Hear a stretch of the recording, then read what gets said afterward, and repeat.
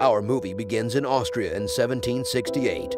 The Empress of Austria, Maria Theresa, decides to enhance connections with friends. To accomplish this, she sends her youngest daughter, Maria Antonia, to the royal household. Maria Antonia is a 14-year-old girl who spends all of her time with her friends and with Pug, and she does not dare to contradict her mother. Her mother is confident that the marriage will cement the relationship between the two nations and improve the country's economic situation.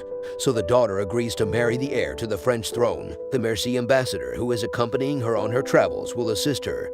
A few days later, the carriage arrives at the Austrian-French border. The royal servants complete the ceremony, entering the tent from the side of her country.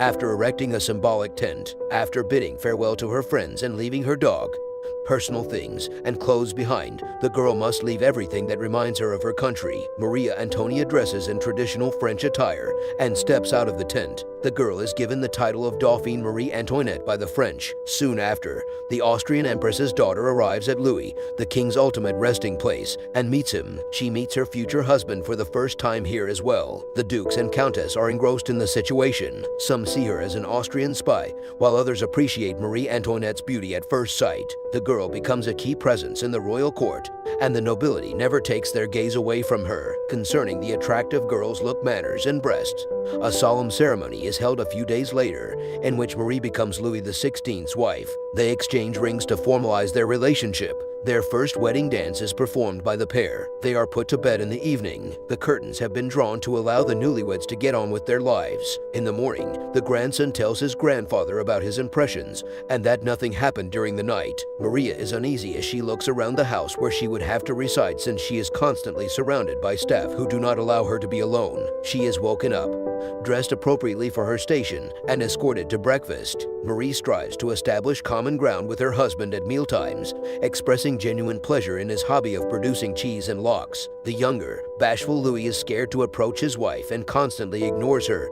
Departing for the hunt, the girl notices that the French court is awash in rumors during ceremonial dinners, and that the king's favorite, Madame du Barry, is the subject of the most discussion. Other nobles were displeased with such manipulation and regarded Louis the Elder's activities as immoral. Maria herself is no less popular for debate because she has no intercourse with her husband and hence cannot give birth to an heir to the crown. As each day passes, the girl's social status is declining. Some describe her as sterile, while others describe her as icy. Weeping from the insults, she tries to entice her husband by coming up with different methods to hint at cupcakes every night. However, the bashful Dauphin is unable to touch his wife and ignores her while seeing Mercy's emissary. Maria finds that her mother is concerned about the lack of grandchildren, and she fears that this will have a detrimental impact on Austria-French relations. As a result, Mary must use feminine deception to entice the prince into bed. When the King of France realizes that the girl is ignoring his favorite ambassador, Mercy advises Marie to be cautious,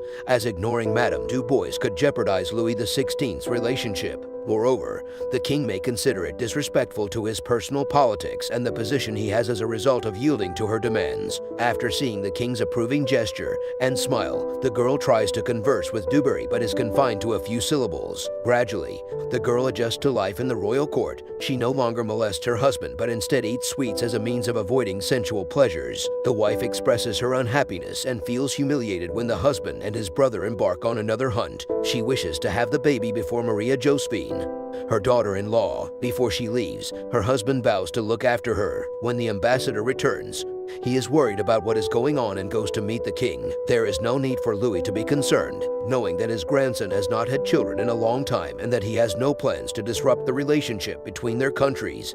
He asks a doctor to examine the king and his wife. Mary hears from her mother that all of her sisters have given birth to worthy heirs, and she is the only one who has been unable to please the empress. She tries to rebuild her marriage with her husband under duress, but they do not succeed. The situation quickly deteriorates when Maria Josephine gives birth to a brother named Louis. Maria, tired of pain and disappointment, resolves to start a new life by purchasing expensive dresses, shoes, cosmetics, and booze. She gets seduced into the opulent French way of life, where she gambles and loses a lot of money without fear of repercussions. She sneaks into a masquerade ball to discover a new way to have fun and meets a military man. A womanizer is someone who can find a method to get under a girl's skirt. The girl runs away from her spouse and meets her buddies in the morning. On her return home, The Dauphin learns that the king has fallen ill with smallpox and his condition is rapidly deteriorating. On hearing of her lover's imminent death, Del Barry gathers up all the jewels the king has given her and flees. Louis XVI dies soon after, and Mary, a hedonist, succeeds him as queen. The girl's spouse is young,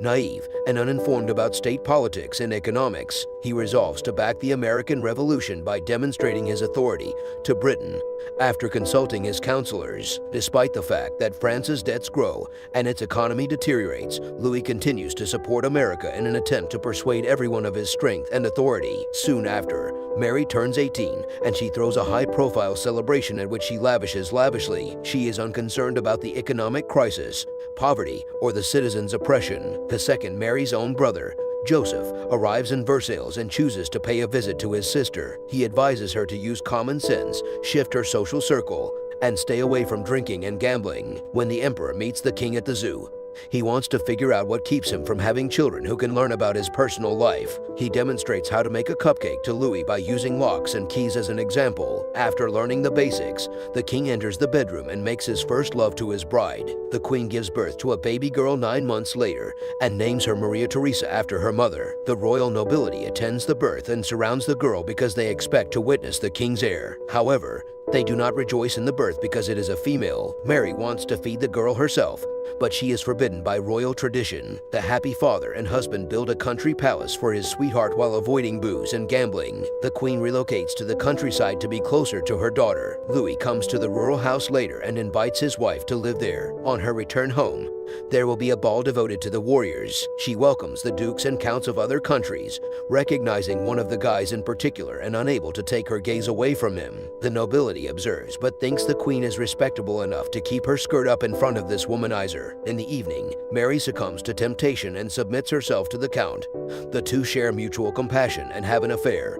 However, Ferguson is compelled to leave due to the service and abandons the queen. The queen's daughter has developed into a true princess. Mary talks with her counselor while strolling in the courtyard. Ambassador Mercy is concerned about the king's foreign policy and requests that the girl use influence over her husband. The girl interrupts their talk by informing them that the Empress of Austria has died. The queen gives birth to a boy after another year has passed, Louis Joseph, the Dauphin of France. Louis XVI's measures plunged France into an economic catastrophe a few years ago. Disgruntled citizens have taken the Bastille and have no intention of stopping there. They will soon launch a march on Versailles, forcing the royal family to leave. The aristocracy, fearing retaliation, fled France. Mary supports her husband's decision, and Louis has no intention of departing. Hundreds of hungry and enraged men leading the French Revolution arrived at Versailles a few days later and besieged the king's residence, flinging stones through the windows. For a few seconds, Mary goes out onto the second-floor balcony